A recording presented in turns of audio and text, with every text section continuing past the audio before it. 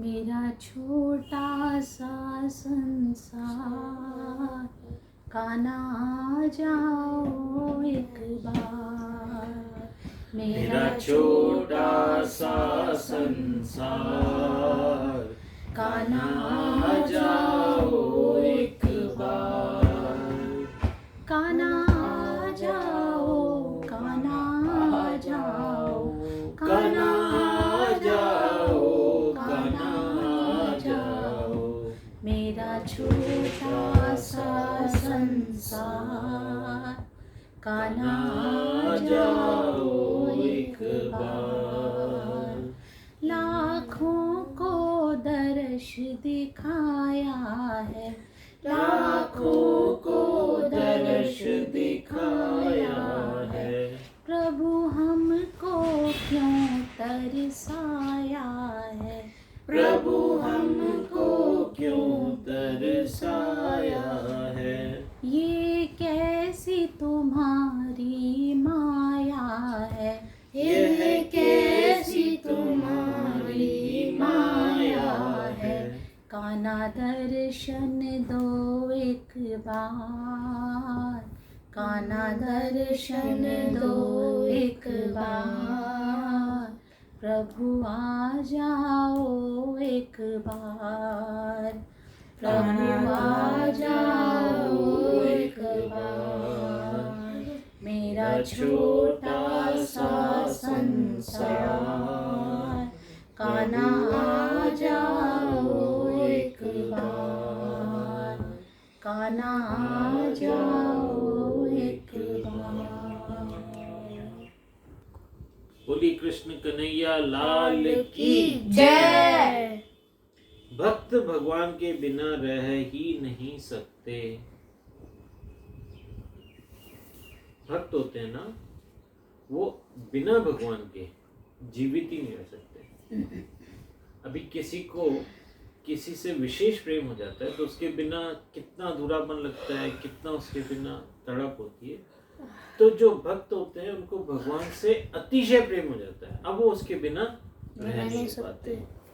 भक्त को भगवान के भजन के अंदर मन लगता है, उसकी कथा में मन लगता है, भगवान की पूजा में मन लगता है। तो भक्त के बिना चैन नहीं पड़ता। जिन्हें संसार का सुख मीठा लगता है उनके पास भगवान नहीं रह सकते। जब तक हमें संसार और संसार के लोगों में, संसार की वस्तुओं में आसक्ति लगी रहेगी, मोह लगा रहेगा, उसका जो सुख है वो हमें अच्छा लगेगा, तो उनके पास भगवान नहीं रह सकते। भगवान को अनन्य भक्ति पसंद है। कैसी भक्ति पसंद है? अनन्य भक्ति। अनन्य भक्ति। अनन्य भक्ति का मतलब होता है भगवान चाहते हैं फिर आप उनको छोड़ के किसी और चीज से प्यार नहीं करो। होता है ना, पतिव्रता स्त्री किसे कहते हैं? जो अपने पति को छोड़ के फिर किसी और को प्यार न करे। इसी तरह से भगवान के को पतिव्रता मतलब भगवत व्रता भक्त की ही तलाश रहती है, जो भगवान को छोड़ के।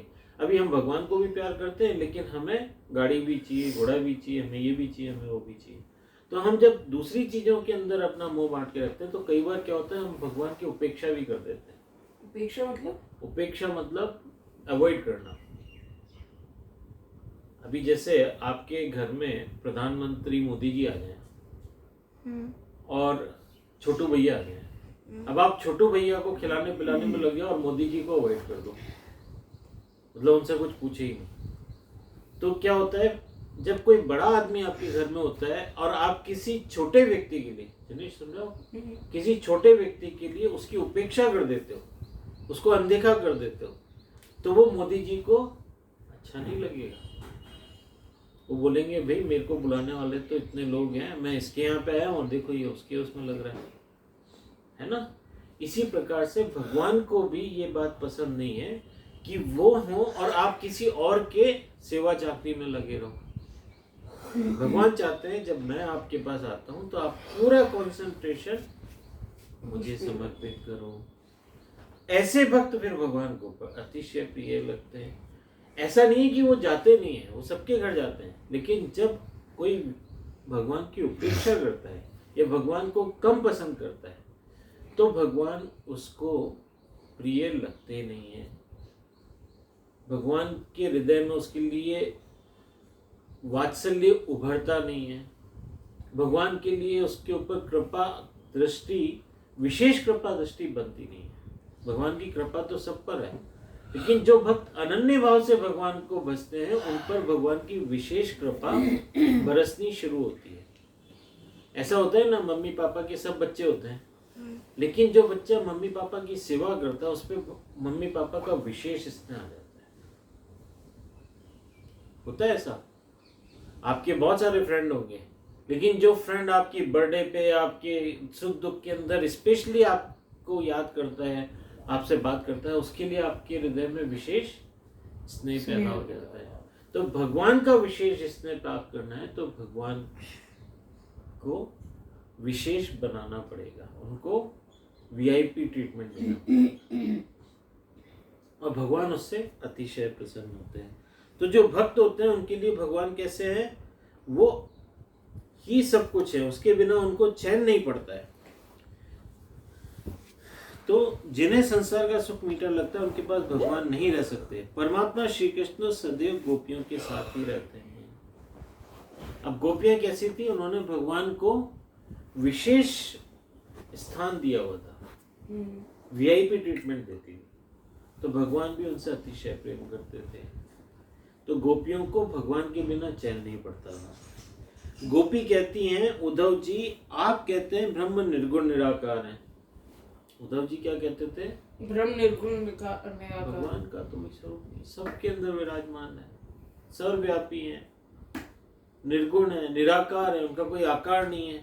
He doesn't have a form. सगुण क्या, निराकार क्या, साकार क्या, हम यह नहीं जानती। मैं तो इतना ही जानती हूँ कि जब प्रेम से मैं श्री कृष्ण को बुलाती हूँ तब वे मुझे दर्शन देते ही हैं। उद्धव जी खुली आंखों से भी मुझे श्री कृष्ण ही दिख पड़ते हैं।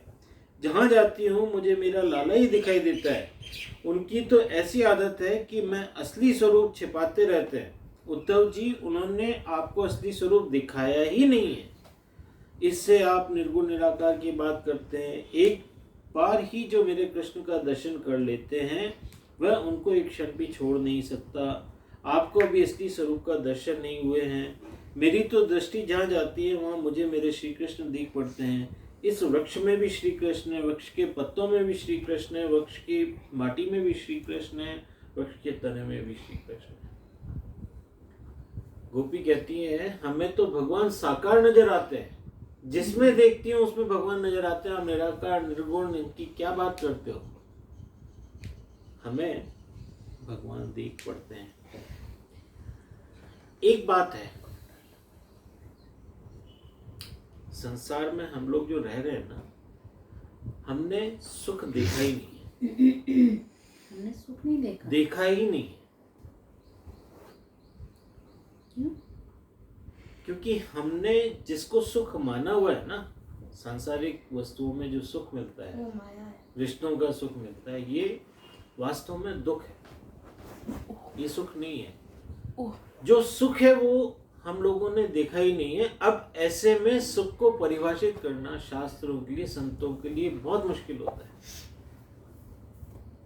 जैसे किसी अंधे आदमी को आज स्वर्ण के बारे में बताओ, उसके लिए तो लोहा और सोना एक जैसा है, वो स्वर्ण को समझ ही नहीं पाएगा। अंधा व्यक्ति जो बचपन से अंधा है, जिसने कभी देखा ही नहीं है, उसको आप अगर सोने के बारे में बताओगे तो वो सोने को समझ ही नहीं पाएगा। इसी प्रकार से हम पैदाइशी, हमारे जब जो संसारी लोग होते हैं, इन्होंने वास्तविक सुख को देखा ही नहीं, किसी ने नहीं देखा।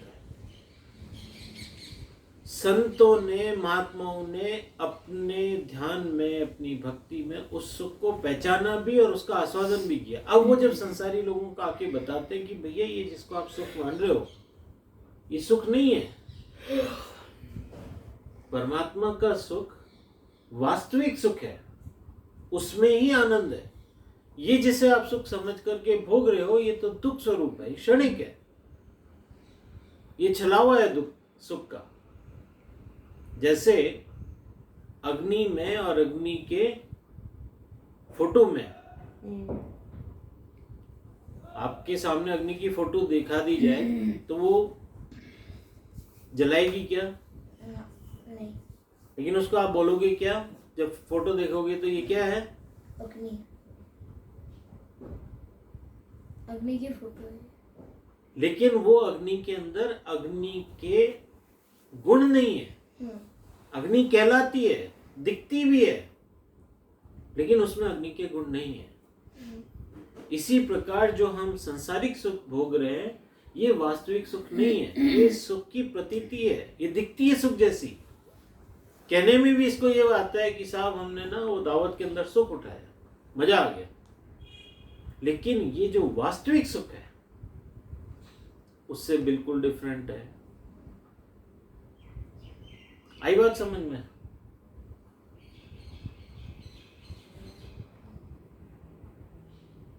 जो सुख है वो तो वास्तव में लोगों ने चखा, और जो एक बार चख लेता है, जिसने ये सुख एक बार चख लिया, स्वामी विवेकानंद बन जाता है। जिसने एक बार वो सुख बन लिया, चख लिया, वो रामकृष्ण परमहंस बन जाता है, वो रमन महर्षि बन जाता है। जिसने एक बार सुख चख लिया वो गुरु नानक देव बन जाता है। उनका नाम सेंचुरी से लगा, क्योंकि वो वास्तविक सुख को पहचान जाते हैं, और उसके बाद फिर उनको ये जो दिखने वाला सुख है, क्षणिक सुख है, वो सुख लगता नहीं है। वो इस सुख के अंदर सुख ले नहीं पाते हैं। ठीक है, तो यहाँ पर यही बात वो बता रहे हैं कि आप जिनकी बातें कर रहे हो ना, कि हम ध्यान में देख लें, हम उनके निराकार रूप को देख लें, तो वो बोलती है भाई हमें तो प्रत्यक्ष दिख रहे हैं, हमारे सामने से कृष्ण कभी लुप्त ही नहीं हुए, तो हम सुनी सुनाई बातों में क्यों जाए, हमें ध्यान लगाने की क्या जरूरत है। व्यास जी कहते हैं ब्रह्म व्यापक है, ब्रह्म सर्वत्र है, उसी ब्रह्म के अनुभव गोपियों को हुआ है। गोपियों को सर्वत्र श्री कृष्ण ही दिख पड़ते हैं। गोपी कहती है उद्धव जी आप कहते हैं कि श्री कृष्ण मथुरा में विराजे हैं, आप उनका संदेश लेकर आए हैं, पर उद्धव जी मेरे श्री कृष्ण तो मेरे साथ ही रहते हैं, मेरे बिना एक क्षण भी उन्हें चैन नहीं है। पापा वे मेरे बिना कहीं रह नहीं पाते हैं, मेरे बिना एक क्षण भी उन्हें चैन नहीं मिलता, एक क्षण भी नहीं रह सकते। मथुरा में कोई दूसरे श्री कृष्ण होंगे, श्री कृष्ण गोपियों को छोड़कर रहते ही नहीं है। जहाँ गोपी है वहाँ श्री कृष्ण है। उद्धव जी आप कहते हैं श्री कृष्ण मथुरा में विराज रहे हैं, पर कल ही मैं यमुना के तट पर हमें वो दिख पड़े थे, सुबह ही मैंने उनकी बांसुरी सुनी, वे कदम के वृक्ष पर बांसुरी बजा रहे थे। आप भले ही कहें कि श्री कृष्ण मथुरा में विराज रहे हैं, पर वे तो यही हैं। कल ही मैं जब जमुना के तट पर जल भरने गई थी तब अंधेरा हो गया था और मैं डर रही थी, तब श्री कृष्ण, मुझे श्री कृष्ण के बिना चैन नहीं है।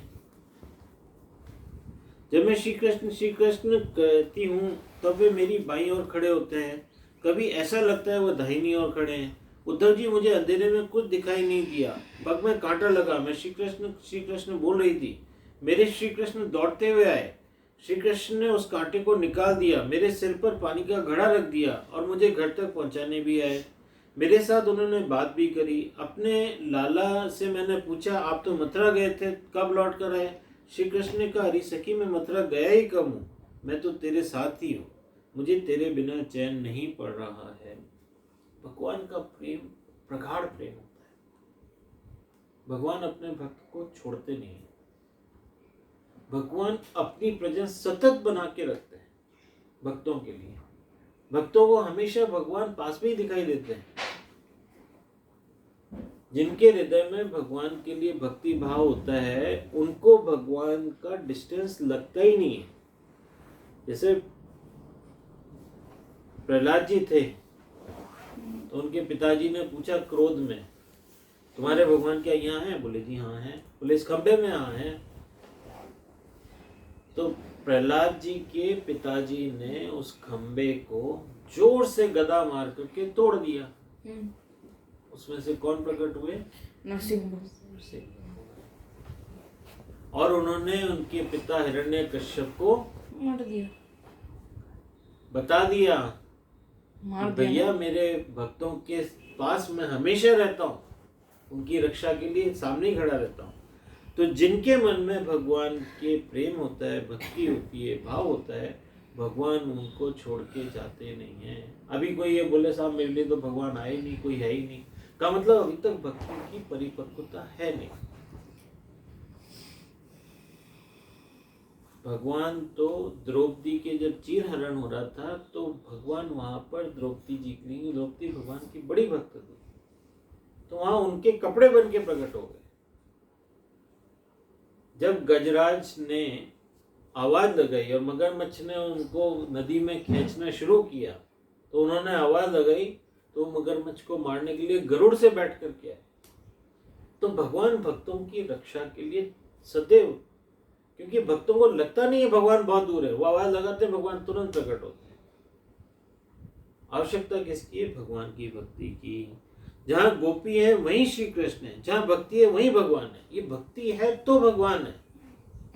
कबीरदास जी ने भी कहा है, मैं तो हूं विश्वास में। अभी आप विश्वास नहीं करोगे तो भगवान नहीं मिलेंगे। विश्वास का जो पालन है, विश्वास का जो बीज है, विश्वास का जो पौधा है, वो पहले लगेगा, तब भगवान का सानिध्य रूप फल वहां पे मिलेगा। हम विश्वास का पौधा तो लगाते नहीं और फिर आर्ग्यूमेंट करते हैं कहाँ है भगवान, भगवान तो ही। मुझको कहाँ ढूंढे रे बंदे, मैं तो तेरे पास में, ना ही पिंड में, ना ही प्राण में, ना ही धरती आकाश में।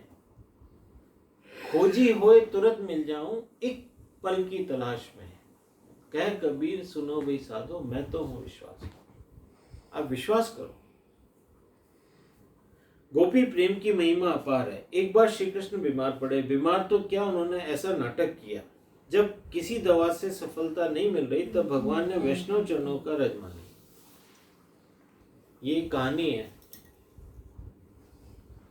भगवान ने एक बार इस तरह की लीला करी, इस तरह का नाटक किया, इस तरह की नौटंकी करी कि उन्होंने बीमार होने का स्वांग रचाया।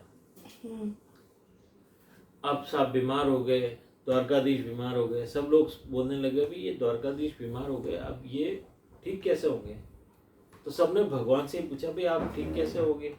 उन्होंने कहा किसी वैष्णव की चरण रज मिल जाए, मतलब वैष्णव मतलब भक्त, भक्त की अगर चरण रज मिल जाए, पाँव की धूल मिल जाए और वो मेरे माथे पे लगा दी जाए तो मैं ठीक हो जाऊँ। तो जो वैदराज थे उन्होंने अनाउंस करवा दिया। नारद जी भगवान का सदैव स्मरण करते थे, वो आए। उन्होंने कहा महाराज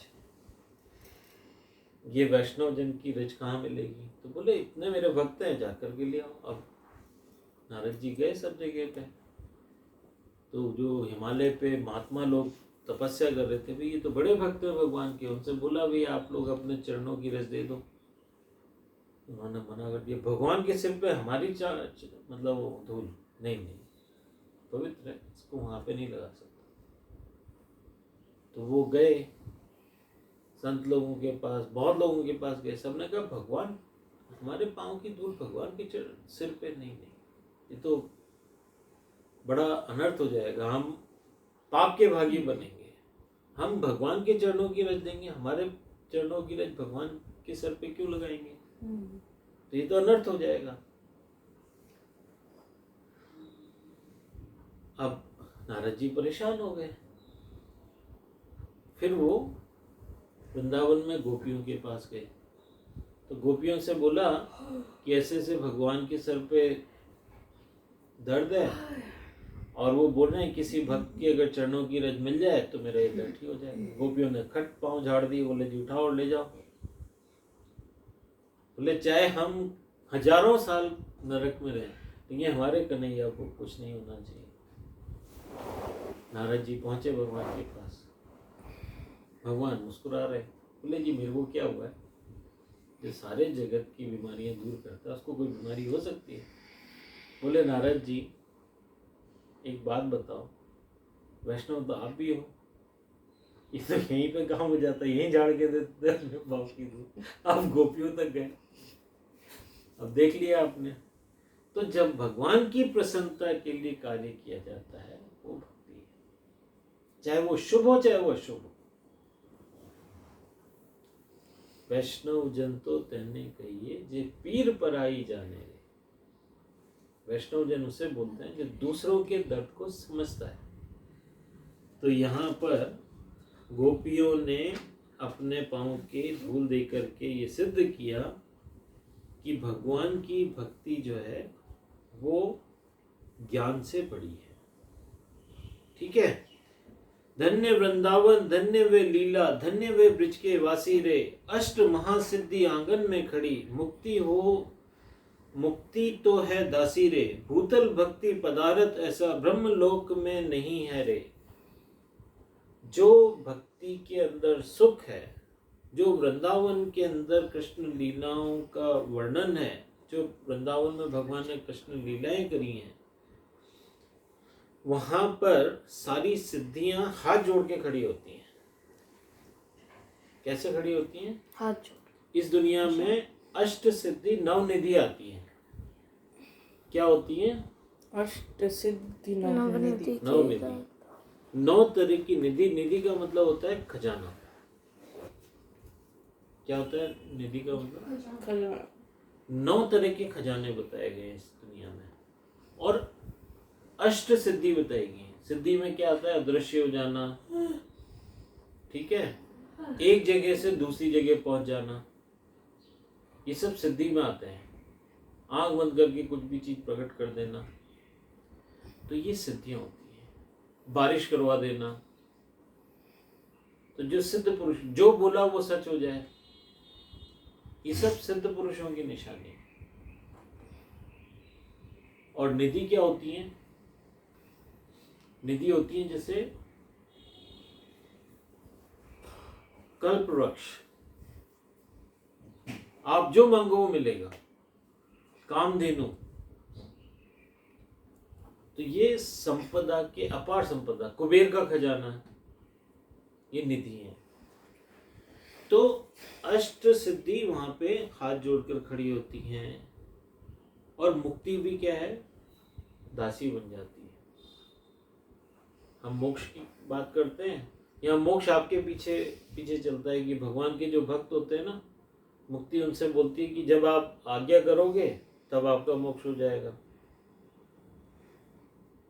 एक तो जो महात्मा लोग होते हैं वो अपने मोक्ष की कामना से सारी तपस्या वगैरह फल करते हैं, लेकिन जो भक्त लोग होते हैं, मुक्ति देवी उनके पीछे पीछे आ जाती है कि आप आज्ञा करो, जब आपको मोक्ष चाहिए तब आपके लिए अवेलेबल है। भगवान की सेवा स्मरण करते हुए जो देह भान गंवा देते हैं, मुक्ति उनके पीछे पीछे चलती है। इस प्रकार निष्काम भक्ति भगवान शास्त्र का प्रमुख विषय है। भगवान की भक्ति योग के लिए मत कीजिए, भगवान की भक्ति भगवान के लिए ही कीजिए।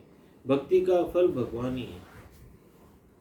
देखो, संसार को पाने के लिए भगवान को यूज करना या भगवान को पाने के लिए संसार को यूज करना, बात तो बराबर है। इन दोनों में बहुत फर्क है। ये तो आपको भगवान है, भगवान के लिए संसार को पाना, संसार को पाने के लिए भगवान को यूज करना। हे भगवान मुझे तरक्की दे दो, हे भगवान मेरे लड़के की शादी करा दो, हे भगवान मेरी लड़की की शादी करा दो, हे भगवान मेरी नौकरी के अंदर मेरे को ये वाली नौकरी दे। संसार पाने के लिए हम भगवान को यूज कर रहे हैं। भगवान को माध्यम बनाया है, इष्ट कौन है? संसार है, ये मिल जाए वो मिल जाए। एक क्या होता है? भगवान की तो भक्ति हो रही है ना, भक्ति तो संसार की हो रही है, क्योंकि इष्ट वो है, वो नहीं मिला तो भगवान को गाली देना भी शुरू कर देंगे। हे भगवान क्या कर्म फूटे थे, तेरे अंदर तो कोई ताकत ही नहीं है कि ये भी दिलवा सके। क्या दुनिया भगवान भगवान करती है, नौकरी तो मिली नहीं मेरे को। तो जब हमारी इष्टता संसार के लिए है तो भगवान को हमने माध्यम बनाया हुआ है। लेकिन जब भगवान इष्ट हो और हम संसार को यूज करें, हमारे पास जो भी संसाधन प्राप्त है उससे हम भगवान की भक्ति करें, ज्यादा से ज्यादा हम भगवान को पाने के लिए, भाई वाणी दिए तो भगवान का भजन करें, हाथ दिए तो भगवान की सेवा करें, कान दिए तो भगवान की कथा श्रवण करें। संसार का यूज करके भगवान तक पहुंचना या भगवान का यूज करके संसार को प्राप्त करना, इन दोनों में बहुत बड़ा अंतर है। तो जो लोग भगवान को यूज करके संसार पाना चाहते हैं वो हमेशा डिसअपॉइंटेड रहते हैं, और जो संसार को यूज करके भगवान को पाना चाहते हैं भगवान उन्हें अवश्य मिलते हैं। एक सदे सब सज जाए, अगर परमात्मा मिल गए तो आपके जीवन में सब मंगल हो जाएगा, सुंदर हो जाएगा, अतिशय प्रिय हो जाएगा।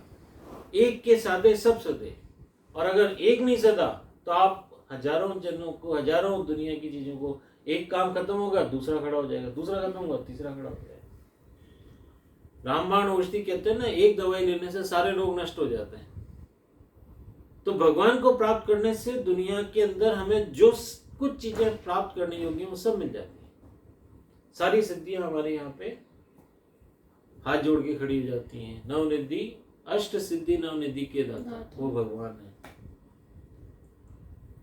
तो हमें क्या करना चाहिए? संसार पाने के लिए भगवान को यूज करना चाहिए या भगवान पाने के लिए संसार को यूज करना चाहिए? भगवान पाने के लिए संसार को यूज करना चाहिए। यही बात यहाँ पर कही गई है। ज्ञान का अधिकार सबको नहीं मिला है, चाहे कैसा भी जीव हो भगवान की भक्ति कर सकता है, परमात्मा को सेवा पूजा कर सकता है। ज्ञान का अधिकार सबको नहीं है। बंगलों में बहुत विलासपूर्ण जीवन जीते रहे हैं और ब्रह्म ज्ञान की बातें करें, वह योग्य नहीं है। ज्ञान तो वैराग्य पात्र में ही टिकता है। ब्रह्म ज्ञान पारा है, पारद यानी पारा है। वैराग्य के बिना उसका पाचन नहीं होता, वह टिकता भी नहीं है। अथा तो ब्रह्म जिज्ञासा साधन चतुष्टय संपन्न को ही ब्रह्म विद्या का अधिकार दिया गया है। अभी साधन चतुष्टय क्या है? क्या है? साधन चतुष्टय के अंदर किसी भी व्यक्ति को भगवान की प्राप्ति करने के लिए 4 चीजें होनी जरूरी है।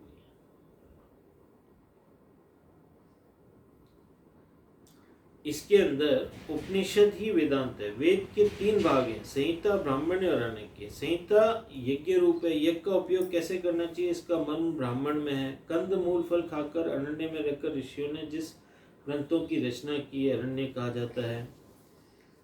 और जो हमारे वेद होते हैं ना, उनके 3 भाग हैं वेदों के।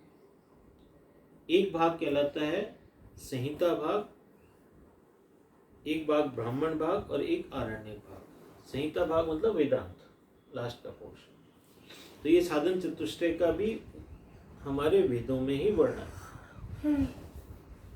ठीक है। अब इसके अंदर संहिता यज्ञ रूप है। यज्ञ का उपयोग कैसे करना चाहिए इसका मर्म ब्राह्मण में है। कंद मूल फल खाकर अरण्य में रहकर ऋषियों ने जिन ग्रंथों की रचना की वो अरण्य कहे जाते हैं। का मतलब जो हमारे वेद है ना 4, इनके 3 पार्ट है।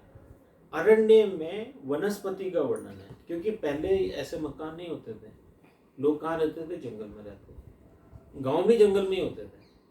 तो उन्होंने जब वनस्पति को देखा, सुबह उठते थे, पेड़ पौधे वनस्पति औषधियाँ वो सब, तो उनका वर्णन किया उन्होंने अरण्य भाग में। तो वो मूल फल, जो कंद मूल फल होते हैं ना, वो खाते थे। पेड़ों से जो मिलते थे वही खाते थे पहले, तो उसमें अरण्य भाग कहा जाता है। और कर्म कांड वो खाने के बाद उन्होंने देखा मनुष्य कितनी चीजों के अंदर उलझा हुआ है, क्या क्या चीजें कामना करता है। तो उसके हिसाब से उन्होंने एक कर्मकांड की विधान बनाया कि ये करने से धर्म द्वारा अपने कामनाओं की पूर्ति करना, धर्म के अंदर रहते हुए। उस भाग को ब्राह्मण भाग कहा गया, उपासना कांड कहा गया। और भगवान सबके लिए भगवत का आश्रय लेंगे तो भागवत आपको भगवान की गोद में बिठा देगी। जगत ईश्वर, जीव जगत और जीव ईश्वर का ज्ञान भागवत में ही मिलेगा। भागवत ग्रंथ पूर्ण है, शुद्ध, अंतःकरण वाले पुरुषों के लिए जानने योग्य परमात्मा का निरूपण भागवत में ही होता है। वेदों को पूरा पढ़ लो, वेदांत को भी पढ़ लो, लेकिन भगवान की भक्ति तो भागवत से ही पैदा होती है। ठीक है?